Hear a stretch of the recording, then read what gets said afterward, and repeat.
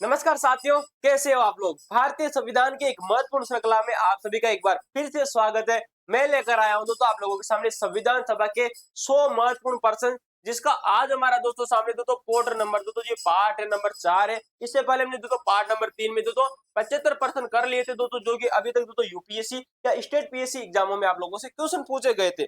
चले 75 से दोस्तों 76 से दोस्तों लगभग 100 प्रश्नों की ओर चर्चा करते हैं। आज हम वीडियो में 25 प्रश्नों की चर्चा करेंगे, जो कि आपके आने वाले हर एग्जाम के लिए दोस्तों बहुत ही महत्वपूर्ण रहने वाले। हो सकता है आप लोगों ने संविधान दोस्तों बहुत बार पढ़ा होगा, बहुत बार एमसीक्यू देखे होंगे, लेकिन ये एमसीक्यू दोस्तों एकदम हट कर है। आइए चर्चा करते हैं क्यों हट कर है। दोस्तों लॉर्ड पैट्रिक लॉरेंस, दोस्तों लॉर्ड दोस्तों जो पैट्रिक लॉरेंस थे, जो कि कैबिनेट मिशन के दोस्तों अध्यक्ष थे, ब्रिटिश सरकार ने किस आधिकारिक विधि जो पद था उस पर आसीन थे। कहने का मतलब है कि जो कैबिनेट मिशन के दोस्तों जो अध्यक्ष थे, जिनका नाम आता है लॉर्ड पैट्रिक लॉरेंस, दोस्तों कैबिनेट मिशन दोस्तों साहब जी भारत कब आता है दोस्तों, सन 1946 में दोस्तों ये भारत आता है दोस्तों 24 मार्च को। कब आता है? 24 मार्च को दोस्तों आता है। और दोस्तों आप लोगों को पता होगा इसने 16 जुलाई को, कब दोस्तों 16 जुलाई सन 1946 को अपनी दोस्तों ये जो प्रकाशित की थी दोस्तों योजना, ठीक है, याद रखना। तो इस समय दोस्तों ये जो ब्रिटिश सरकार में भारत सचिव का दोस्तों जो पद है उस पे दोस्तों ये कार्यरत थे। किसके दोस्तों? Secretary of the state of India के दोस्तों पद पर कार्यरत थे। तो दोस्तों देखेगा उस समय दोस्तों मंत्रिमंडल भारत सचिव के पद पर कार्यरत थे। अगला प्रश्न देखेगा कि संविधान सभा के चुनाव में दोस्तों जुलाई सन अगस्त सन 1946 में के संदर्भ में छोटे समूह और स्वतंत्र सदस्यों को प्राप्त कुल 15 सीटों में विधिक विभाजन किस रूप में था दोस्तों, ये मैंने आप लोगों को बताई थी। तो आप लोगों को पता है दोस्तों जो जो स्वतंत्र दो पद थे दोस्तों, जो स्वतंत्र पार्टियां थी दोस्तों या स्वतंत्र दोस्तों जो इंडिपेंडेंट दोस्तों जो सदस्य थे वो कितने थे? इनकी सीटें 8 हुआ करती थी और 7 छोटे छोटे दोस्तों दल थे, जिनको दोस्तों एक एक सीटें मिली थी। 7 दलों की मैंने आप लोगों से चर्चा करूँ तो आप जी यूनिस्ट पार्टी आपको याद रखनी है। क्या याद रखनी है साहब जी? यूनिस्ट पार्टी आप रखिएगा दोस्तों। 7 विभिन्न छोटे छोटे दलों को एक एक सीटें मिली थी। ये दल कौन कौन से थे दोस्तों, मैं आप लोगों को बताना चाहता हूँ एक बार, जो आप लोगों से क्वेश्चन बन सकता है क्योंकि कई बार पूछे भी गए। तो एक एक सीटें किस किस को मिली थी? एक आती दोस्तों यूनिस्ट पार्टी, क्या नाम है? यूनिस्ट पार्टी, ठीक है दोस्तों। ये पार्टी आप लोगों को याद रखनी है, इंपॉर्टेंट है। इसके अलावा दोस्तों हम चर्चा करेंगे साहब जी यूनिनिस्ट मुस्लिम पार्टी। कौन सी आती है दोस्तों? यूनिनिस्ट मुस्लिम पार्टी, यूनिनिस्ट मुस्लिम, ठीक है, मुस्लिम। ये दो पार्टी आती दोस्तों, एक पार्टी और दो पार्टी, ठीक है। इसके अलावा भी दोस्तों आप लोगों को पता है दोस्तों यूनिनिस्ट शेड्यूल कास्ट की दोस्तों जो पार्टी आप लोगों को याद रखनी है। क्या रखना है दोस्तों? यूनिनिस्ट यूनिनिस्ट शेड्यूल,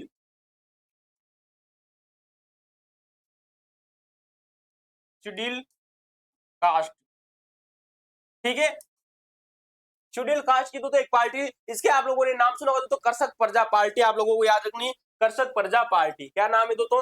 कर्षक प्रजा पार्टी। तो कर्षक प्रजा दोस्तों जो पार्टी थी दोस्तों ये भी आपको याद रखनी थी। इसके अलावा दोस्तों आप लोगों ने सुना होगा दोस्तों कम्युनिस्ट पार्टी। कौन सी दोस्तों? Communist party, communist party. Communist party के अलावा दोस्तों आप लोगों को सुना होगा दोस्तों एक सिख पार्टी भी थी दोस्तों, Sikh non Congress party, Sikh non Congress party. तो एक दोस्तों 1 2 3 4 5 6 और दोस्तों 7 एक और हो जाएगी दोस्तों। कौन सी बच गई दोस्तों? सिख कम्युनिस्ट पार्टी, ठीक है। तो ये दोस्तों पार्टियां थी जिनके दोस्तों एक एक सदस्य इसमें शामिल होते। चलिए आइए हम दोस्तों अगली चर्चा कर लेते हैं साहब जी। परिणाम स्वरूप दोस्तों कम्युनिस्ट पार्टी, कर्षक प्रजा पार्टी, यूनिस्ट पार्टी आदि ने एक एक रूप में से तो सीटें जीती थी, जिनकी कुल संख्या 15 थी। स्वतंत्र भारत के प्रथम विधिक विद्या इतिहास के संदर्भ में जब संविधान सभा डोमिनेंट विधानमंडल या संसद के रूप में बैठती थी, तो ये विधिक प्रक्रिया की स्थिति को तक निरंतर संचालित होती रही साहब जी। क्वेश्चन आप लोगों से पूछा गया है कि दोस्तों जो भारतीय जो संविधान सभा थी, इस संविधान सभा ने दोस्तों संसद के रूप में कार्य किया, तो ये संसदीय रूप में जो प्रक्रिया है वो कब तक चालू रही थी? तो दोस्तों चालू रहती है दोस्तों 26 नवंबर सन 1949 तक। कब दोस्तों? 26 नवंबर सन 1949 तक। चलिए अगला प्रश्न आप लोगों के सामने देखेगा कि उद्देश्य प्रस्ताव के अंतर्गत अवशिष्ट शक्तियां जो थी के संबंध में स्वायत्त ढांचा सोचा गया था, उसका विधिक स्रोत या प्रेरणा क्या थी? क्वेश्चन आप लोगों से पूछा गया है। तो एक अत्यंत जटिल विकेंद्रीकृत संघीय व्यवस्था जहां राज्य अधिक संप्रभु हो वो सोचा गया था दोस्तों किसमें साहब जी, दोस्तों उद्देश्य प्रस्ताव में अवशिष्ट शक्तियों के तहत में। ठीक है, अगला देखिएगा कि संविधान सभा की प्रेस दीर्घा समिति की अध्यक्षता निम्न में से किस व्यक्ति के द्वारा की गई थी। तो दोस्तों संविधान सभा में दोस्तों एक दोस्तों समिति बनाई जाती है जिसका नाम है दोस्तों प्रेस दीर्घा समिति। क्या नाम है सबसे? प्रेस गैल दोस्तों प्रेस गैलरी कमेटी। तो ये जो प्रेस गैलरी दोस्तों जो कमेटी थी इसके अध्यक्ष कौन बने थे, क्वेश्चन आप लोगों से पूछा गया है। तो दोस्तों उषा नाथ मेहता आपको याद रखनी है। क्या नाम रखना है दोस्तों? उषा नाथ दोस्तों जो मेहता आते हैं दोस्तों यूएन सेन दोस्तों, जिनका आप नाम याद रखना दोस्तों, यूएन सेन भी अक्सर कहा जाता है, या दोस्तों उषा नाथ मेहता आप याद, सॉरी दोस्तों उषा नाथ सेन, उषा नाथ मेहता नहीं, उषा नाथ सेन आपको याद रखना है। ठीक है, तो उषा नाथ दोस्तों जो सेन थे वो इसके अध्यक्ष थे, किसके? प्रेस दीर्घा समिति के। चलिए अगला देखिएगा, भारत के विभाजन के पश्चात पंजाब और बंगाल प्रांतों के विखंडन के कारण भारतीय संविधान सभा के सदस्यों पर क्या प्रभाव पड़ा था। तो जैसे ही दोस्तों पंजाब का दोस्तों किसका साहब जी, और पंजाब में भी दोस्तों जो पश्चिमी जो पंजाब था कैसा था, पश्चिमी जो पंजाब था दोस्तों, ये दोस्तों कहाँ चला जाता है साहब जी, पाकिस्तान में चला जाता है। और मैं अगर बंगाल की बात करूं तो दोस्तों बंगाल का जो पूर्वी भाग था, ये जो पूर्वी बंगाल था, ये दोस्तों इसका विखंडन के कारण भारतीय संविधान सदस्य पर क्या प्रभाव पड़े। पूर्वी पंजाब और तो पश्चिमी बंगाल के सदस्य भारतीय संविधान सभा के अंग बने रहे। भाई साहब ये बात गलत हो जाएगी। देखिए रुको रुको, पूर्वी पंजाब के, हाँ भाई पूर्वी पंजाब तो सही है, और पश्चिमी बंगाल के सदस्य भारतीय संविधान सभा के सदस्य अंग बने रहे, ये बात तो सही आती है। पश्चिमी पंजाब और तो पूर्वी बंगाल, देखिएगा पश्चिमी पंजाब और तो पूर्वी बंगाल के सदस्य भारतीय संविधान सभा से पूरी तरह से दोस्तों पृथक हो गए थे। तो दोस्तों यहाँ पर ए और दोस्तों बी दोनों के दोनों सही है, पहला भी सही है और दोस्तों सेकंड भी सही हो जाएगा। तो ये जो चीजें मैंने आप लोगों को इससे पहले दोस्तों पार्ट नंबर 3 में भी आप लोगों को अच्छी तरह से समझाई थी मैप के द्वारा कि किस प्रकार से दोस्तों जो पंजाब था, पंजाब का जो पश्चिमी इलाका था वो पाकिस्तान में चला जाता है, और बंगाल का जो पूर्वी इलाका था उसे दोस्तों पूर्वी पाकिस्तान में चला जाता है, जिसे वर्तमान में बंगाल बांग्लादेश कहते हैं। ठीक है, चलिए अगला प्रश्न देखिएगा भाई साहब आप लोगों से दोस्तों,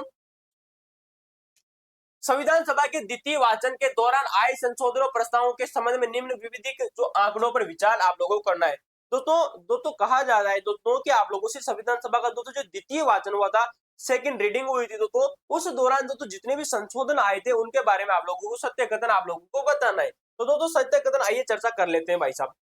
इस चरण में कम से कम दोस्तों 7,653 संशोधन प्रस्ताव आधिकारिक रूप से इस पटल पर प्रस्तुत किए गए। ये बात दोस्तों बिल्कुल सही आती है। इन प्रस्तुत प्रस्तावों में से वास्तव में 2473 संशोधनों पर ही संविधान में विस्तृत चर्चा और मतदान संपन्न हुआ था। तो ये बात आपको याद रखनी। क्वेश्चन बहुत अच्छा प्रश्न है आप लोगों से कि जब संविधान सभा का द्वितीय वाचन होता है दोस्तों, सेकंड रीडिंग होती है, तब दोस्तों इसमें 4653 दोस्तों कितने दोस्तों 4653 दोस्तों जो संशोधन आते हैं जिनमें से मात्र दोस्तों 2473 प्रस्ताव दोस्तों जो संशोधन थे इन पर ही क्या किया गया था दोस्तों, संविधान सभा में विचार और विमर्श किया गया था। क्वेश्चन बहुत अच्छा याद ना। तो इसमें दोस्तों सत्य कौन सा है साहब जी, एक और दो दोनों के दोनों सत्य, ऑप्शन नंबर सी राइट हो जाएगा। चलिए आइए भाई अगला प्रश्न देखते हैं।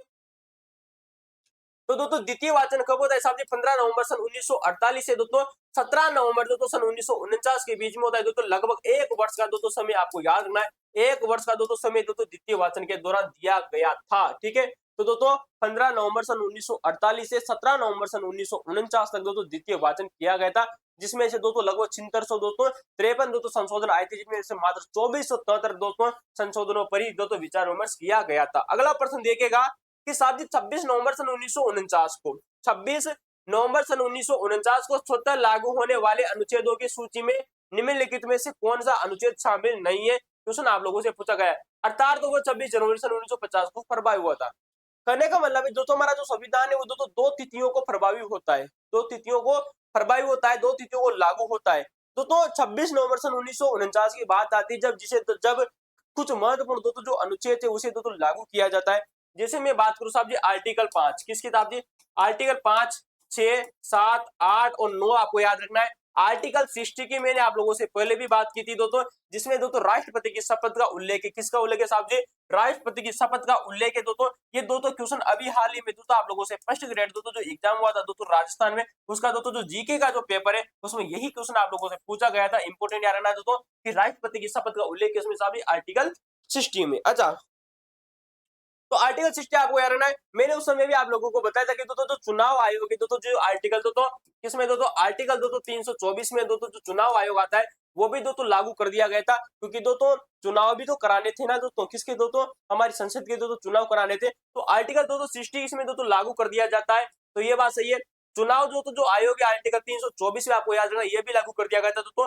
आर्टिकल दोस्तों 366 और डाल दो तो आर्टिकल 367 की जो परिभाषा है और दोस्तों जो निर्वचन है ये भी दोस्तों लागू कर दिया गया था। तो आर्टिकल 366 और 367 दोस्तों जो है ये भी दोस्तों लागू कर दिया गया था। लेकिन दोस्तों जो राष्ट्रीय जो आपातकाल है साहब जी आर्टिकल 352 वाला, इसे लागू नहीं किया गया था। इस वजह से ऑप्शन नंबर दोस्तों जो डी है दोस्तों ये गलत हो जाएगा। क्या हो जाएगा दोस्तों, गलत हो जाएगा। अब दोस्तों इसके अलावा दोस्तों मैं अगर आप लोगों से बात करना चाहूँ दोस्तों तो 379 आपको याद रखना है दोस्तों। देखिएगा 366 आप लोगों ने याद कर लिया, 367 आपको याद कर लिया, 324 आपको याद रखना है। 379 वाला दोस्तों जो आर्टिकल है, आर्टिकल दोस्तों 379 प्लस दोस्तों 380 वाला दोस्तों जो आर्टिकल है इसे भी दोस्तों लागू किया जाता है। साथ में दोस्तों आप लोगों को याद रखनी दोस्तों 388, 391, 92, 93 भी आपको याद रखना है, 388 वाला, ठीक है। तो आर्टिकल दोस्तों 388 है, इसे भी लागू किया जाता है। और आर्टिकल दोस्तों 391, 392 और दोस्तों 393 दोस्तों ये जो आर्टिकल थे दोस्तों ये दोस्तों स्वतः लागू हो गए थे। दोस्तों कब लागू हो गए थे साहब जी, ये लागू हो जाते हैं दोस्तों 26 नवंबर सन 1949 को। तो मुझे जहां तक लगता है साहब जी ये आप लोगों को क्वेश्चन याद हो गए होंगे दोस्तों। लगभग दोस्तों जितने भी आर्टिकल थे दोस्तों 15-16 वो दोस्तों स्वतः लागू किए गए थे, ठीक है दोस्तों। चले मैं एक बार आप लोगों को दोस्तों अगर ये पूरे आर्टिकल बताना चाहूं दोस्तों कि 26 नवंबर सन 1949 को साहब जी कौन कौन से आर्टिकल दोस्तों लागू हुए थे दोस्तों, जो स्वतः लागू हुए थे, एक बार चेक कर लीजिएगा दोस्तों। आप लोगों से बहुत बार एग्जाम में क्वेश्चन पूछा गया है। तो मैं आर्टिकल की बात कर रहा हूँ साहब जी, अनुच्छेद नंबर 5 आपको याद रखना है, अनुच्छेद नंबर 6, 7, 8, 9 और दोस्तों आर्टिकल दोस्तों 60, आर्टिकल दोस्तों 324 आपको याद रखना है, आर्टिकल 366 और दोस्तों 367 आपको याद रखना है, ठीक है। आर्टिकल दोस्तों 379 और दोस्तों 380 भी आपको याद रखना है। आर्टिकल दोस्तों 388 आता है ये भी आपको याद रखना है। और आर्टिकल दोस्तों 391, 92, 93 ये लागू हो गए थे। 1, 2, 3, 4, 5, 6, 7, 8, 9, 10, 11, 12, 13, 14, 15 15 आर्टिकल दोस्तों मूल आर्टिकल थे और एक आर्टिकल दोस्तों और था दोस्तों वो भी लागू किया था। कुल मिलाकर दोस्तों जो 16 आर्टिकल दोस्तों इस वक्त लागू हो चुके थे। ये बात को आपको याद रखनी है, ठीक है दोस्तों। चलिए दोस्तों जितनी भी चीजें थी मैंने आप लोगों से चर्चा की दोस्तों। आर्टिकल दोस्तों 366 और 367 में दोस्तों परिभाषा और दोस्तों निर्वचन दिया गया, ये बात आपको याद रखनी है। चलिए आइए भाई अगला दोस्तों देखिएगा, ये दोस्तों दिया भी गया, आपको अगर व्याख्या देखना चाहो तो देख सकते हो। आर्टिकल अनुच्छेद तो 5, 6, 7, 8, 7, 324, 366, 367, 379, 380, 388, 391, 92, 93 सतो लागू हुए थे। आर्टिकल 352 प्रभाव जो कि 26 जनवरी को पूर्ण संविधान लागू होने पर हुआ था। तो ये बात आपको याद रखनी है। आइए दोस्तों अगला देखेगा कि कांग्रेस की विशेषज्ञ समिति, भाई साहब कांग्रेस की जो विशेषज्ञ जो समिति, ये मैंने आप लोगों से पहले भी चर्चा की थी साहब जी। किसके बारे में, इस कांग्रेस की विशेषज्ञ समिति के बारे में, जहां से क्वेश्चन आप लोगों से पूछे जा रहे हैं दोस्तों बार बार एग्जामों में। कहा पूछे जा रहे हैं साहब जी, बार बार आप लोगों से एग्जामों में प्रश्न पूछे जा रहे हैं। किसे, कांग्रेस की तो जो विशेष समिति थी इसके बारे में।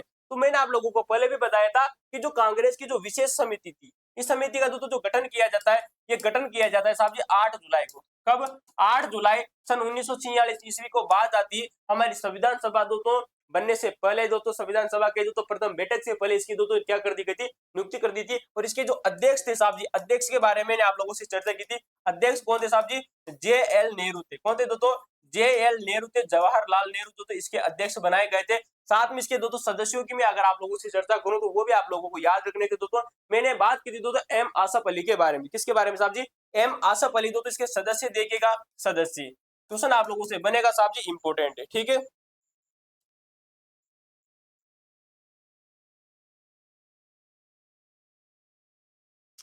चलिए तो मैंने बात करूं साहब जी कि इसके 8 जुलाई को, कब, 8 जुलाई सन 1946 को इसकी दोस्तों गठन किया जाता है, इसकी स्थापना की जाती है। इसकी दायित्व में अध्यक्ष की अगर आप लोगों से बात करूं तो अध्यक्ष जो बनाए जाते हैं साहब जी, बनाए जाते हैं दोस्तों JL नेहरू। किसको दोस्तों, JL नेहरू को इसका अध्यक्ष बनाया जाता है। इसके सदस्यों की मैं अगर आप लोगों से चर्चा करूं तो सदस्य आप लोगों को देखेंगे दोस्तों M आसफ अली, आपको याद रखना है M आसफ अली, आसफ अली आपको याद रखना है, M आसफ अली। साथ में दोस्तों जो KM मुंशी थे दोस्तों वो भी आपको याद रखना है दोस्तों, KM मुंशी आपको याद रखना है, KM मुंशी भी आपको याद रखना है, जो कि दोस्तों कांग्रेसी सदस्य माने जाते हैं। इसके अलावा दोस्तों कुछ महत्वपूर्ण सदस्य की बात, जैसे कि KT जो शाह थे दोस्तों, किसका नाम है, KT शाह।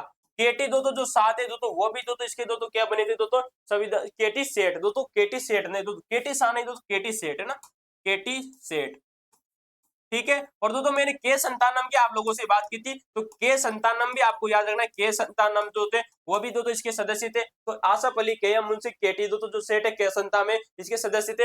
हुमायूं अकबर की मैंने आप लोगों से दोस्तों इससे पिछले वाले वीडियो में चर्चा की थी जो कि क्वेश्चन आप लोगों से पूछा जा चुका है। तो हुमायूं क्या नाम है साहब जी हुमायूं जो अकबर थे क्या नाम है हुमायूं जो अकबर थे वो भी दोस्तों इसके सदस्य थे। साथ में आप लोगों को दोस्तों डी आर गाडगिल आप लोगों को याद रखना है दोस्तों डी आर गाडगिल गाडगिल तो दोस्तों डी आर गाडगिल वही व्यक्ति है जब मैंने दोस्तों आप लोगों को राजस्थान का इतिहास और कला संस्कृति पढ़ाया था राजस्थान का एकीकरण पढ़ाया था तब मैंने आप लोगों से दोस्तों डी आर गाडगिल के बारे में चर्चा की थी। तो के संतान दोस्तों डी आर गाडगिल के मुंशी आसफ अली और एन गोपाल स्वामी अयंगर आपको याद रखना है क्या रखना है दोस्तों एन गोपाल स्वामी अयंगर एन गोपाल स्वामी अयंगर ठीक है अयंगर। तो ये जो थे दोस्तों ये दोस्तों हमारी इसे सभी जो समिति थी दोस्तों इसके अध्यक्ष थे। और मैंने दोस्तों आप लोगों को एक व्यक्ति की बात की थी दोस्तों कृष्ण करपलानी को दोस्तों कृष्ण करपलानी को दोस्तों इस समिति में दोस्तों बाद में शामिल किया गया था किसको दोस्तों कृष्ण करपलानी को। तो ये एक बात आपको याद रखनी है कृष्ण करपलानी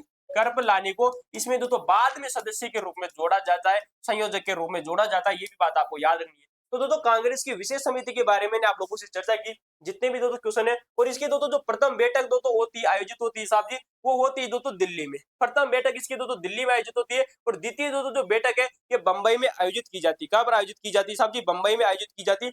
कब कभी बैठ के हुई थी ये भी दोस्तों आप लोगों को दोस्तों देखना चाहिए आप लोगों से क्वेश्चन बन सकता है दोस्तों। इसकी केवल 2 बैठकें आयोजित हुई थी दोस्तों कितनी बैठकें 2 बैठकें। पहली दोस्तों जो बैठक आयोजित होती है साहब जी 20 से दोस्तों 22 जुलाई सन 1946 को अब दोस्तों 20 से 22 जुलाई सन 1946 को इसकी प्रथम बैठक आयोजित होती जो कि कहां होती साहब जी दिल्ली में। कब कहां पर होती साहब जी दिल्ली में ठीक है। तो देखिएगा प्रथम बैठक दोस्तों जो कि कहां आयोजित हुई थी तो साहब जी दिल्ली में दोस्तों जो ये बैठक आयोजित होती है दिल्ली में जिस जो कि कब हुई थी दोस्तों 20 से 22 जुलाई सन 1946 को बैठक आयोजित होती है। जबकि जो दूसरी बैठक है साहब जी जो कि बंबई में आयोजित होती है कहां पर होती है बंबई में आयोजित कब होती है साहब जी 15 से 17 अगस्त सन 1946 को अर्थात आजादी से 1 साल पहले की बात हो रही है साहब जी ठीक है दोस्तों। तो मुंबई में और दिल्ली में आपको याद रखना है क्वेश्चन इंपोर्टेंट है भविष्य में पूछा जाएगा और वैसे पूछा भी जा चुका है ठीक है। चलिए अगला देखिएगा भाई साहब भारतीय स्वतंत्रता अधिनियम सन 1947 के लागू होने के बाद भी abo abolition of privy council jurisdiction act सन 1949 को जारी रखने का मुख्य विधिक और औचित्य क्या था। दोस्तों मैंने आप लोगों को बताया था साहब जी कि भाई साहब जैसे ही दोस्तों भारत आजाद हो जाता है ठीक है भारत आजाद हो जाता है और दोस्तों जो अनुच्छेद दोस्तों जो आर्टिकल दोस्तों क्या नाम सॉरी दोस्तों जो अधिनियम है सन 1935 वाला दोस्तों जो अधिनियम था उसको हटा दिया जाता है और दोस्तों कहा जा रहा है दोस्तों कि एबोलिशन ऑफ प्रीवी जो काउंसिल जुडिशियल जो एक्ट था इसे दोस्तों सन 1949 वाले को लागू रखा गया था। कारण क्या था कि जो प्रीवी काउंसिल के दोस्तों जो न्यायिक क्षेत्राधिकार और अपीलीय शक्ति को भारतीय सर्वोच्च न्यायालय में सुचारू रूप से स्थानांतरित करने की अंतरिम दोस्तों प्रक्रिया को बनाए रखने की वजह से इसको दोस्तों क्या किया गया था दोस्तों मुख्य रूप से दोस्तों जारी रखा गया था। किसको साहब जी कहा जा रहा है कि दोस्तों जो प्रीवी काउंसिल के दोस्तों जो न्यायिक क्षेत्राधिकार है किसके साहब जी प्रीवी काउंसिल के जो न्यायिक क्षेत्राधिकार है और अपीलीय दोस्तों शक्ति को सर्वोच्च न्यायालय में सुचारू रूप से स्थानांतरित करने की अंतरिम दोस्तों जो प्रक्रिया को बनाए रखने हेतु इस abolition of privy council judicial act सन 1949 को जारी रखा गया था। ये क्वेश्चन आप लोगों से वैसे तो पता है आप दोस्तों यूपीएससी में क्वेश्चन पूछा गया है ठीक है। चलिए अगला प्रश्न आप लोगों से देखेगा जो कि आप लोगों से इंपोर्टेंट है।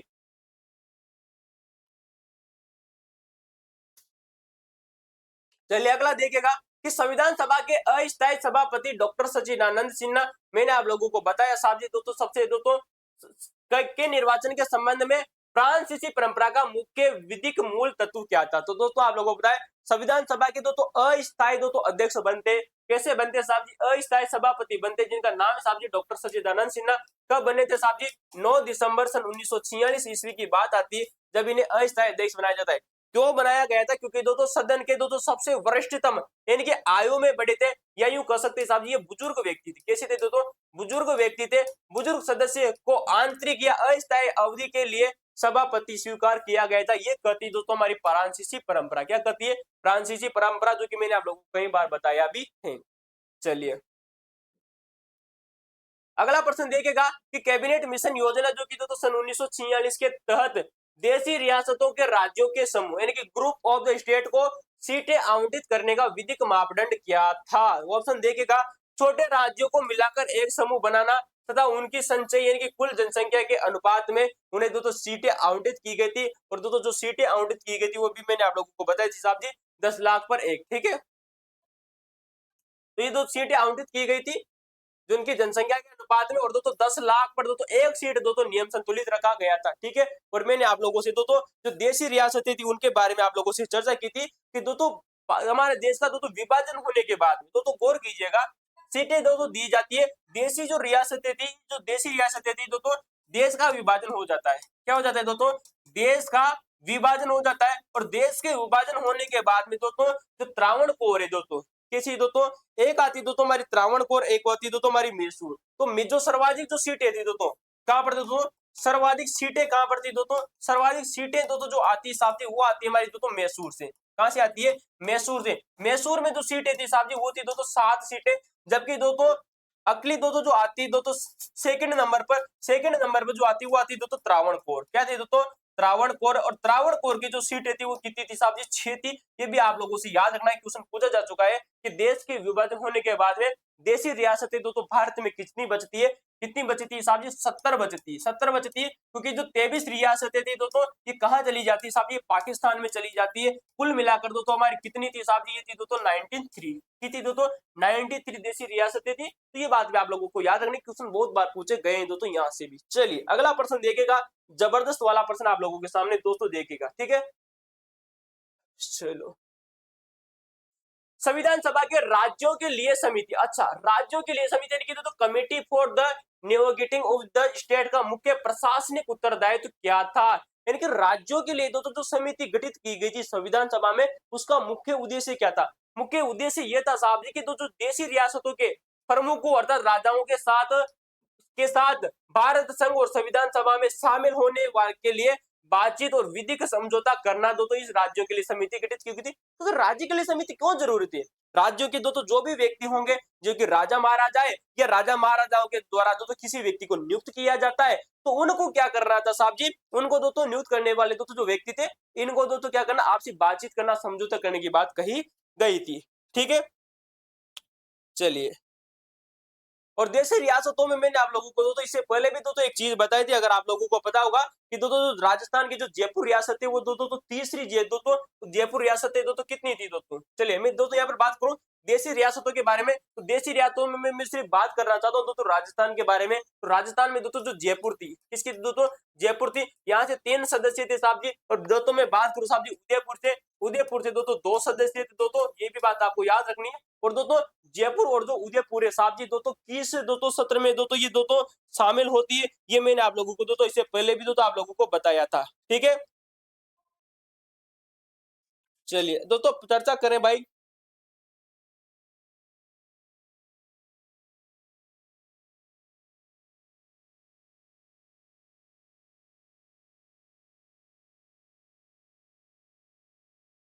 तो याद रखनी दोस्तों 28 अप्रैल सन 1947, क्या याद रखनी साहब जी? 28 अप्रैल सन 1947 को, कब? 28 अप्रैल सन 1947 को दोस्तों 6 बड़ी रियासतें दोस्तों इसमें शामिल हुई थी, जिनमें से दोस्तों जयपुर, उदयपुर दोस्तों बीकानेर दोस्तों रियासतें भी इसमें शामिल थी। दोस्तों जयपुर, दोस्तों उदयपुर और दोस्तों बीकानेर, साथ में दोस्तों बड़ौदा, पटियाला भी और रीवा भी आपको याद रखनी थी। चलिए अगला प्रश्न देखिएगा आप लोगों के सामने दोस्तों इंपॉर्टेंट प्रश्न है। ठीक है, 31 दिसंबर सन 1947 को बात हो रही है साहब जी, 31 दिसंबर सन 1947 की राज्यवार सदस्यता तालिका के अंतर्गत बॉम्बे प्रांत को कुल कितनी सीटें आवंटित की गई थी भाई साहब? देखिएगा यानी कि दोस्तों देश का विभाजन हो चुका है, किसका विभाजन हो चुका है दोस्तों?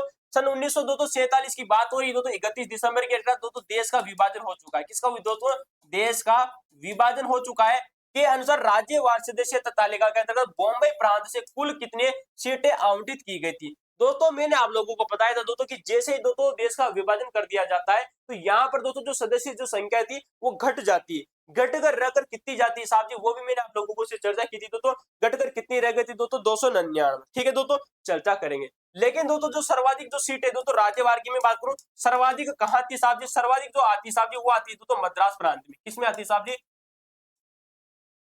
किसमें आती है साहब जी, सॉरी दोस्तों संयुक्त प्रांत में, है ना।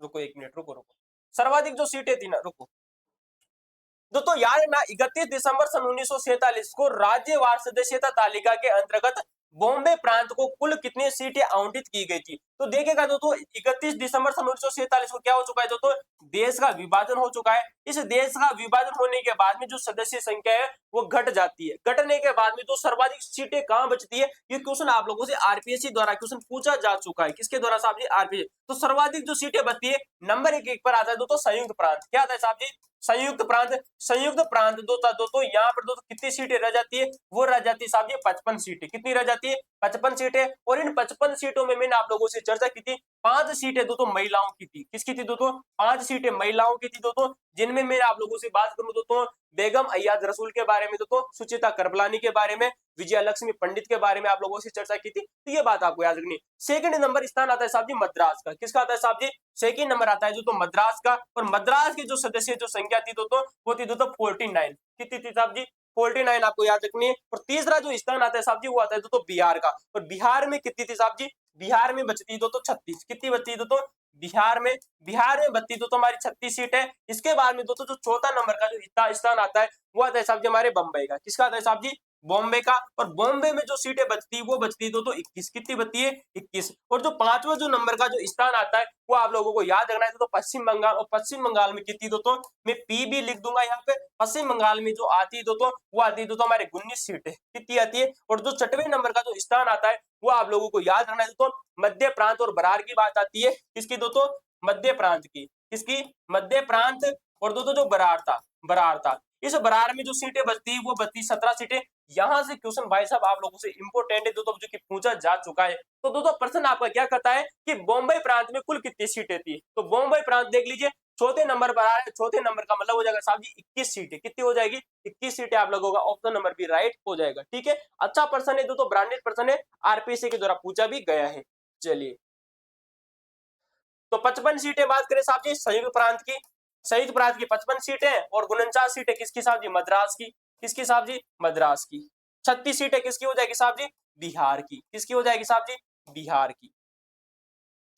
आ जाओ भाई, चलो अगले प्रश्न की चर्चा करते हैं कि कौन सा व्यक्तिगत संविधान सभा की प्रारूप समिति की जांच के लिए विशेष समिति का अध्यक्ष था। ओ भाई साहब, क्वेश्चन आप लोगों से पूछा गया है कि कौन सा व्यक्तित्व संविधान सभा के लिए जो प्रारूप समिति गठित की गई थी, प्रारूप संविधान की जांच के लिए दोस्तों विशेष समिति गठित की गई थी, इसका दोस्तों अध्यक्ष कौन था। भाई साहब इंपोर्टेंट है, प्रारूप समिति के अध्यक्ष आते हैं दोस्तों बी आर अम्बेडकर। क्यों आते हैं साहब जी, बी आर जो अम्बेडकर थे उन्हें दोस्तों प्रारूप समिति का दोस्तों अध्यक्ष बनाया जाता है। 29 अगस्त दोस्तों सन 1947 की बात आती है ले, और 30 अगस्त को उसकी प्रथम बैठक भी आयोजित होती है। 7 सदस्य उसमें थे दोस्तों, वो भी मैंने आप लोगों से चर्चा की। लेकिन क्वेश्चन आप लोगों से पूछा गया है कि साहब ये प्रारूप समिति की जांच करने के लिए, किसकी, प्रारूप समिति दोस्तों क्या क्या कार्य करती है, उन कार्यों की दोस्तों देखभाल करने के लिए, साथ में जो कार्य किए जा रहे हैं उन पर दोस्तों निगरानी रखना, उनमें दोस्तों संशोधन करना, जितने भी कार्य थे, तो प्रारूप संविधान की जांच के लिए दोस्तों एक विशेष समिति गठित की जाती है, स्पेशल कमेटी गठित की जाती है। उसके अध्यक्ष बनाए जाते हैं साहब जी जवाहरलाल नेहरू को। किसको बनाया जाता है दोस्तों, जवाहरलाल नेहरू को। याद रखना क्वेश्चन इंपोर्टेंट है। चलिए तो दोस्तों जवाहरलाल नेहरू इसके अध्यक्ष थे, जबकि अंबेडकर दोस्तों मूल प्रारूप समिति के अध्यक्ष थे। दोनों को चीजों को समझिएगा, क्वेश्चन इंपोर्टेंट है। अगला देखेगा कि कैबिनेट मिशन योजना। तो साहब जी कैबिनेट मिशन दोस्तों भारत कब आता है, ये मैंने आप लोगों से चर्चा की थी कि 24 मार्च की बात आती है दोस्तों। कब दोस्तों, कैबिनेट जो मिशन भारत आता है तो 24 मार्च को दोस्तों ये कब आता है, भारत आता है। ठीक है, तो 24 मार्च दोस्तों सन 1946 को, कब, 24 मार्च सन 1946 को भारत आता है। और 16 जुलाई को दोस्तों ये अपनी प्रकाशित करता है। 16 जुलाई को क्या करता है साहब ये योजना प्रकाशित करता है सन 1946 में। ठीक है दोस्तों, तो 16 मई, मैंने गलती से दोस्तों पहले भी दोस्तों 16 जुलाई बता दिया था दोस्तों, यहाँ पर गलती करना दोस्तों, एक मिनट रुको। इसने दोस्तों योजना प्रकाशित की थी, योजना जो प्रकाशित की थी वो दोस्तों 16 मई को की थी। कब दोस्तों, 16 मई सन 1946 को की थी। ये मेरे से दोस्तों भूल चूक हुई है। क्या हुई दोस्तों, भूल चूक हुई है दोस्तों। आप दोस्तों नोट याद करना, इसमें दोस्तों मैंने पहले भी दोस्तों जुलाई बता दिया था, जुलाई की जगह आपको क्या करना है साहब जी, नहीं करना है। थोड़ी सी मिस्टेक है, आपको याद रखना। ठीक है, चलिए अगली चीज को दोस्तों प्रश्न की चर्चा कर लेते हैं साहब जी कि कैबिनेट मिशन के द्वारा भारत के 2 प्रत्यक्ष संविधान सभाओं की मुस्लिम लीग की मांग को ठुकराने के पीछे उद्देश्य और प्रशासनिक तर्क क्या था? साहब जी क्या था कि प्रशासनिक रूप से दो समानांतर पूर्ण संप्रभु संस्थाओं का संचालन तात्कालीन परिस्थितियों में अव्यवहारिक था और मिशन का मूल उद्देश्य भारतीय एकता को बनाए रखना था। जो कैबिनेट जो मिशन भारत आया था उसका जो मूल उद्देश्य था कि वो भारतीय एकता को बनाए रखे। वो ये कर रहा था, जो कैबिनेट मिशन था वो ये कह रहा था कि उस समय दो समानांतर पूर्ण पूर्णतः संप्रभु जो संस्थाएं वो दोस्तों उनका संचालन करना तात्कालीन परिस्थितियों के अनुसार दोस्तों अनुकूल था ही नहीं। दोस्तों एक साथ दोस्तों किसी भी दोस्तों एक देश को दो भागों में बांट देना और उन्हें तो पूरी तरह से तो स्वायत्ता प्रदान कर देना, उस प्रकार की जो राजनीति की दोस्तों उस समय की जो घटनाएं थी वो उनके लिए दोस्तों हमारा जो देश था वो तत्पर नहीं था। वैसा कौन कहता है? कैबिनेट मिशन कहता है। इस वजह से दोस्तों उसने मुस्लिम लीग की दोस्तों जो दो दो देशों की जो मांग थी, दो प्रथम दोस्तों संविधान सभाओं की मांग थी, उसको ठुकरा दिया था। तो कारण ये था दोस्तों, ठीक है, अच्छा पर्सन बन सकता है दोस्तों यूपीएससी के लिए। संविधान सभा के ऐतिहासिक उद्देश्य प्रस्ताव जो कि दोस्तों 13 दिसंबर दोस्तों को रखा जाता है दोस्तों, ठीक है, के बिंदु संख्या 5 में नागरिकों के प्रदान की जाने वाली स्वतंत्रताओं में निम्न में से किसका स्पष्ट उल्लेख नहीं किया गया था? तो उद्देश्य प्रस्ताव का जो बिंदु नंबर दोस्तों जो 5 आता है इसमें दोस्तों किसका उल्लेख नहीं किया गया था? देखिएगा, विचार और अभिव्यक्ति की स्वतंत्रता का दोस्तों उद्देश्य के प्रस्ताव में दोस्तों क्या किया गया था? उल्लेख किया गया था? नहीं किया गया दोस्तों। ये क्वेश्चन आप लोगों से पूछा है। तो बिंदु संख्या 5 में नागरिकों का दोस्तों जो प्रदान की जाने वाली जो स्वतंत्रताएं थी, क्वेश्चन आप लोगों से ये भी क्वेश्चन पूछा जा सकता है कि जो उद्देश्य प्रस्ताव था इसमें दोस्तों किस में दोस्तों नागरिकों के दोस्तों प्रदान की जाने वाली जो स्वतंत्रताएं थी वो किस बिंदु में थी? तो बिंदु संख्या 5 आपको याद रखनी है। विचार और अभिव्यक्ति की स्वतंत्रता इसमें दी गई है। विश्वास, भ्रमण और संगठन बनाने की स्वतंत्रता भी इसमें दी गई थी। क्वेश्चन याद रखना है दोस्तों, किसमें याद रखना है? विश्वास, भ्रमण और संगठन करने की स्वतंत्रता इसमें दी गई थी। पूर्ण आर्थिक समानता और संपत्ति की असीमित अर्जन का दोस्तों स्वतंत्रता, भाई असीमित अर्जन की दोस्तों स्वतंत्रता नहीं, सीमित स्वतंत्रता दोस्तों। सीमित किसकी? आप संपत्ति दोस्तों एक दोस्तों निश्चित रूप से दोस्तों मतलब एक दोस्तों सीमित मात्रा तक ही आप दोस्तों स्वतंत्रता क्या कर सकते हो दोस्तों? संपत्ति अर्जित कर सकते हो। यानी कि पूर्ण आर्थिक समानता नहीं दी गई थी दोस्तों, ठीक है, समानता, ठीक है। न्याय और सामाजिक और आर्थिक और राजनीतिक स्वतंत्रता की यहाँ पर बात की गई थी। न्याय की बात कही गई दोस्तों, सामाजिक, आर्थिक और जो राजनीतिक जो स्वतंत्रता है इसकी भी बात कही गई थी। लेकिन दोस्तों जो ऑप्शन नंबर जो सी है दोस्तों ये गलत हो जाएगा। पूर्ण आर्थिक समानता और संपत्ति की असीमित अर्जन की स्वतंत्रता यहाँ पर नहीं दी गई थी दोस्तों। किसमें? ऐतिहासिक दोस्तों जो उद्देश्य प्रस्ताव रखा जाता है दोस्तों जवाहरलाल नेहरू के द्वारा 13 दिसंबर सन 1946 के उसके बिंदु संख्या 5 में नागरिकों को क्या दी गई है? स्वतंत्रताएं दी गई है। चलिए अगला प्रश्न देखिएगा आप लोगों के सामने दोस्तों कि विंस्टन चर्चिल द्वारा भारतीय संविधान सभा की आलोचना के संदर्भ में, विंस्टन चर्चिल की मैं आप लोगों से बात करूं, वो व्यक्ति जो कि दोस्तों ब्रिटेन का दोस्तों प्रधानमंत्री बनता है और इसी जो विंस्टन चर्चिल का दोस्तों एक दोस्तों भाषण बहुत अधिक फेमस है, उसका नाम है फुलटन भाषण। क्या नाम है साहब जी? फुलटन भाषण। ये भी मैंने आप लोगों को दोस्तों बताया था कि जो फुलटन भाषण है किसका है दोस्तों? विंस्टन चर्चिल का, जो अभी हाल ही में फर्स्ट ग्रेड एग्जाम के द्वारा पूछा गया है। तो विंस्टन चर्चिल द्वारा भारतीय संविधान सभा की आलोचना की जाती है के संदर्भ में उनके राजनीतिक दृष्टिकोण का मुख्य अंतर्निहित उद्देश्य क्या था? यह दिखाना कि भारत एक बहुसांप्रदायिक विविधतापूर्ण देश है जहां बिना ब्रिटेन नियंत्रण के एक सर्वमान्य संविधान सभा का गठन संभव नहीं है। वो ये कहना चाहता था कि जो भारत है उसमें बहुत सारे जो संप्रदाय निवासित करते हैं और उनमें कहीं ना कहीं आपस में जो मतभेद रहता है। अब मतभेद रहता है तो विंस्टन चर्चिल इस बात को कहता है कि ब्रिटेन के द्वारा ही केवल उस भारत पर दोस्तों क्या किया जा सकता है? कंट्रोल किया जा सकता है। बिना ब्रिटेन के नियंत्रण के जो संविधान सभा का गठन संभव नहीं है। कौन कहता है? विंस्टन चर्चिल का दोस्तों ये माना था। इस वजह से वो दोस्तों भारत की दोस्तों क्या करता है? आलोचना करता है। और दोस्तों आलोचना जब इसने की थी तो मैंने आप लोगों को एक चीज बताई थी कि जो विंस्टन चर्चिल जो मोदी है दोस्तों कौन आते हैं, उन्होंने कहा था कि संविधान सभा ही दोस्तों भारत है या दोस्तों भारत ही दोस्तों संविधान सभा है। तो ये बात भी आपको याद रखनी है। क्या दोस्तों जो संविधान सभा है वो भारत के एक बहुत बड़े भाग का क्या करती है? प्रतिनिधित्व करती है, ठीक है। चलिए तो चर्चिल ने क्या कहा था? तो कि दोस्तों पूरे भारत का दोस्तों नहीं बल्कि भारत के एक बड़े समुदाय यानी कि हिंदुओं का प्रतिनिधित्व करती है संविधान सभा ही दोस्तों भारतीय संविधान सभा है, हिंदुओं की निकाय है। दोस्तों किसने कहा? दोस्तों विंस्टन चर्चिल ने कहा, ठीक है। तो विंस्टन चर्चिल ने कहा था कि हिंदुओं की निकाय संविधान सभा। चलिए 58वां संविधान संशोधन अधिनियम दोस्तों जो कि सन 1987 में हुआ था और मैंने आप लोगों को इससे पहले भी बताया था कि 58वां संविधान संशोधन सन 1987 के द्वारा एक आर्टिकल जोड़ा जाता है जो कि दोस्तों आप लोगों को मैंने बात की थी दोस्तों आर्टिकल दोस्तों 394 क्या जोड़ा गया था? आर्टिकल 394 कब जोड़ा गया था? जो कि दोस्तों संविधान का हिंदी में रूपांतरण से संबंधित था। दोस्तों ये भी चीज आप लोगों को बताई थी। और दोस्तों संविधान का हिंदी में जो रूपांतरण किया जाएगा तो राष्ट्रपति इसके लिए दोस्तों जिम्मेदार होंगे सारी चीजों के लिए। कौन? राष्ट्रपति, प्रेसिडेंट दोस्तों, ठीक है। चलिए, तो आर्टिकल दोस्तों 58वां संविधान संशोधन अधिनियम कौन के तहत सन 1987 के दौरान जोड़े गए। आर्टिकल 394 क के तहत संविधान के हिंदी अनुवाद के संशोधनों को शामिल करने की क्या विधिक प्रक्रिया निर्धारित की गई थी साहब जी? तो केंद्रीय अधिनियम द्वारा हिंदी के लिए स्वीकार किए गए भाषाई स्वरूप और शब्दावली को अपनाते हुए सभी संशोधनों का प्रकाशन पूर्व सम्मति से किया जाएगा, पूर्व सम्मिलित किया जाएगा। ये बात आपको याद रखनी है, ठीक है। चलिए, संविधान सभा की सचिवालय के प्रशासनिक ढांचे के तहत में दोस्तों एचवीआर आयंगर की अगर मैं आप लोगों से बात करूं साहब जी, तो ये दोस्तों संविधान सभा के दोस्तों क्या थे? दोस्तों सचिव थे। कौन थे दोस्तों? संविधान सभा के दोस्तों जो सचिव बने थे एचवीआर आयंगर बने थे। वहीं दोस्तों एल.एन. मुखर्जी की अगर मैं आप लोगों से बात करूं तो ये संविधान सभा के क्या थे? दोस्तों प्रारूप के दोस्तों अध्यक्ष थे, दोस्तों मुख्य प्रारूपकार माने जाते हैं, ठीक है। तो उनके विधिक उत्तरदायित्व का मुख्य अंतर क्या था आपको ये बताना है, ठीक है। तो दोस्तों देखिएगा, अयंगर दोस्तों केवल देखिए अयंगर एचवीआर दोस्तों जो अयंगर है कौन है दोस्तों? एचवीआर एचवीआर दोस्तों जो अयंगर आते हैं ये प्रशासनिक सचिव थे दोस्तों, ये सेक्रेटरी थे दोस्तों संविधान सभा के। जबकि दोस्तों जो मुखर्जी है दोस्तों इनका नाम आता है दोस्तों एल.एन. मुखर्जी। क्या नाम आता है दोस्तों? एल.एन. मुखर्जी। एल.एन. मुखर्जी दोस्तों मुख्य प्रारूपकार माने जाते हैं। दोस्तों ये क्वेश्चन अभी हाल ही में आरपीएससी के द्वारा क्वेश्चन पूछा गया है दोस्तों कि संविधान सभा के मुख्य प्रारूपकार कौन थे, जिनका नाम आता है साहब जी एल.एन. मुखर्जी। कौन आता है? एल.एन. मुखर्जी मुख्य प्रारूपकार आते हैं। लेकिन साहब जी प्रारूप समिति के दोस्तों अध्यक्ष कौन थे?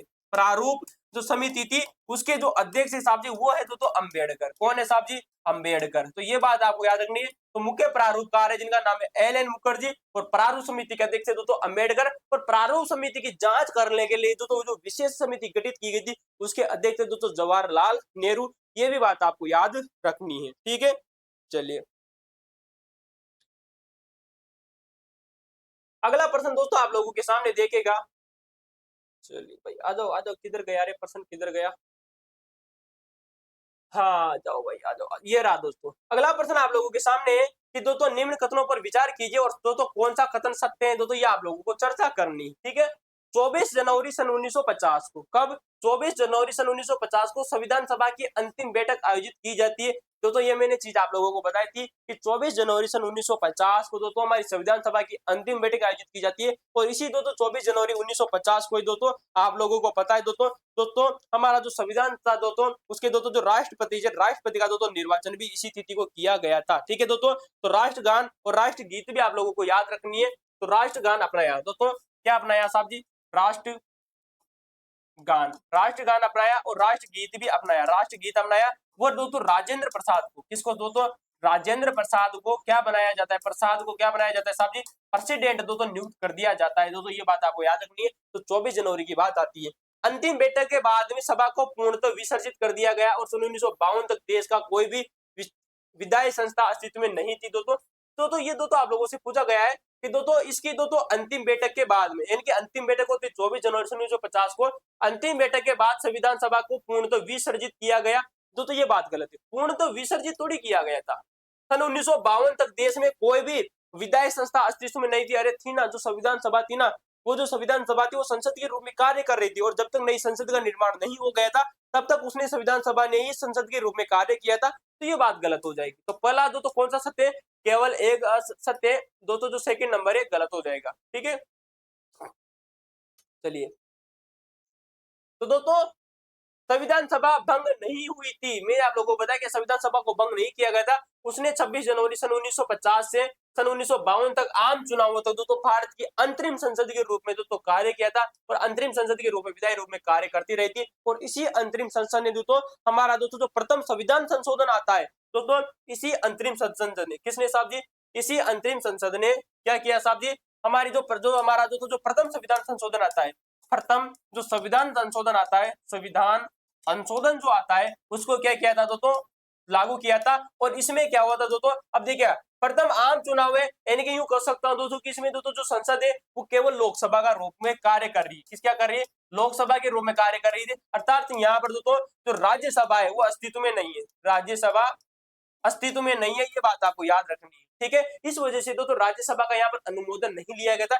ये भी क्वेश्चन अभी हाल ही में आप लोगों से फर्स्ट ग्रेड एग्जाम के दौरान क्वेश्चन पूछा गया था दोस्तों। चलिए, वैसे सारी की सारी चीजें मैं आप लोगों से बता चुका था दोस्तों, जब हमने दोस्तों आरपीएससी के 40 पेपरों का सॉल्यूशन किया था। कितने दोस्तों? आरपीएससी के 40 पेपर जो होते दोस्तों, ये मैंने आप लोगों से सॉल्यूशन करवाए थे दोस्तों, आप लोगों से SST with Hemraj YouTube channel पर दोस्तों, हैंड राइटिंग नोट्स के रूप में। किसके रूप में साहब जी? हैंड राइटिंग नोट्स के रूप में। जहां से भाई आप, अगर मैं सही बोल रहा हूँ भाई, अगर आप कितने भी दोस्तों बड़ी बड़ी कोचिंग संस्थानों में चले जाइए, कितनी भी बड़े बड़े ग्रंथ उठाकर लेकर आइए, जो जानकारी मैंने इन 40 पेपरों में दी है ना भाई, तुम लोगों को कोई भी देने वाला नहीं है। पर मैं ये भी विश्वास के साथ में कह सकता हूँ कि मैं जो खुद भी अब इन 40 पेपरों में जो मैंने जानकारी दी थी ना, वो खुद भी मैं आपको दोस्तों इस डिजिटल बोर्ड पर नहीं पढ़ा पाऊंगा। इतनी बेहतरीन जानकारी दी थी मैंने आप लोगों को। मैं ना अपना उसमें दोस्तों पूरा जितना भी दोस्तों, जो जितनी भी दोस्तों ताकत थी, मैंने उतनी सारी की सारी इन 40 पेपरों में लगा दी थी। 40 पेपरों का सॉल्यूशन किया था दोस्तों 3 चीजों का। कितना दोस्तों? एक किया था दोस्तों हिस्ट्री का। किसका किया था दोस्तों? हिस्ट्री का दोस्तों। एक किया था साहब जी जियोग्राफी का, और एक किया था दोस्तों पॉलिटिकल साइंस का। पॉलिटिकल साइंस का। तो ये जो पर्सन है ना भाई, वो एग्जाम में पर्सन देखने को मिल रहे हैं अभी हाल ही में। और क्वेश्चन भी आप लोगों से भी पूछा गया था ना कि तो मैंने घुटने टेकर तो रोटी मांगी थी, बदले में मुझे पत्थर मिला। महात्मा गांधी जी का दिया हुआ कथन है भाई साहब, कितनी बार मैंने आप लोगों को बताया था। चलो भाई आ जाओ। मुझे पता है तुम पढ़ोगे नहीं, क्योंकि मेरे को पता है तुम लोगों को सिर्फ दिखावटी चीजें पसंद है। दिखावटी चीजें आप देखते रहो, दिखावटी चीजें। मैं भी थोड़ी इतना ज्ञान दूंगा, बाद में पैसे से तुम भी उन सबको भी खरीद लेना, टेंशन लेने की जरूरत नहीं है। 40 पेपर हो सकते हैं तुम्हें भी, तो बाद में पैसों से खरीदने पड़ेंगे। भारत सरकार अधिनियम सन 1935 द्वारा प्रवर्तित सीमित मताधिकार लिमिटेड फ्रांसिस के कारण संविधान सभा के अप्रत्यक्ष चुनाव पर क्या प्रभाव पड़ा साहब जी? तो प्रांतीय विधानसभाओं के सदस्य जिन्होंने संविधान सभा का चुना स्वयं समाज के एक अत्यंत दोस्तों सीमित धनी और शिक्षित वर्ग नहीं, तो 15 से दोस्तों 10% आबादी पर द्वारा चुने गए थे। ऑप्शन नंबर बी हो जाएगा दोस्तों। जो मताधिकार दिया गया था वो टैक्स के आधार पर दिया गया। किसके आधार पर? टैक्स के आधार पर दिया गया। साथ में दोस्तों जो संपत्ति थी दोस्तों, उसके आधार पर दिया गया दोस्तों, जिसके पास में क्या थी दोस्तों? संपत्ति थी। और दोस्तों जो शिक्षित वर्ग था, कैसा था दोस्तों? जो शिक्षित वर्ग था, इसके आधार पर दोस्तों क्या दिया गया था दोस्तों? चुनाव लड़ने का अधिकार दिया गया था। सॉरी दोस्तों, वोटिंग का अधिकार दिया गया था। ठीक है, चुनाव। चलो आ जाओ भाई, अगला देखिएगा। संविधान सभा की प्रारूप समिति में शामिल सैयद मोहम्मद सादुल्लाह के राजनीतिक प्रतिनिधित्व के संबंध में कौन सा कथन सत्य है? तो सैयद मोहम्मद सादुल्लाह की मैं बात करूं, जो कि दोस्तों प्रारूप समिति जो कि दोस्तों 29 अगस्त सन 1947 की बात आती है। कब की बात आती है साहब जी? 29 अगस्त की। 29 अगस्त सन 1947 की बात आती है, जब दोस्तों ये दोस्तों लागू होती है। और दोस्तों 30 दोस्तों अगस्त को इसकी प्रथम बैठक आयोजित की जाती है। दोस्तों मोहम्मद सादुल्लाह की बात करें तो दोस्तों वे प्रारूप समिति में शामिल होने वाले एकमात्र मुस्लिम लीग के सदस्य थे जो असम प्रांत से दोस्तों संबंध रखते थे। भाई साहब मोहम्मद सादुल्लाह की मैं अगर आप लोगों से बात करूं साहब जी, तो ये कहां से थे दोस्तों? एकमात्र मुस्लिम लीग के दोस्तों सदस्य थे मोहम्मद सादुल्लाह, जो कि प्रारूप समिति में शामिल हुए थे दोस्तों, और जो असम प्रांत से दोस्तों संबंध रखते। किससे रखते साहब जी? असम प्रांत से संबंध रखते हैं। ठीक है, ये बात आपको याद रखनी है। और जो केया मुंशी थे दोस्तों, वो किससे थे दोस्तों? केया मुंशी किसके थे दोस्तों? वो भी मैंने आप लोगों को बताई थी दोस्तों, कांग्रेस के सदस्य थी। और दोस्तों बीएल मित्र जाता है, और दोस्तों कौन आता है दोस्तों? वो चीजें सारे आप लोगों से वैसे चर्चा कर चुके थे, ज्यादा दिक्कत लेने की जरूरत ना है। चलिए, ग्रैनविल ऑस्टिन की प्रसिद्ध आलोचनात्मक टिप्पणी सभा ही कांग्रेस है और दोस्तों कांग्रेस ही दोस्तों भारत है। दोस्तों मैंने आप लोगों से इससे पहले दोस्तों बताया कि दोस्तों जो विंस्टन चर्चिल है, कौन है दोस्तों?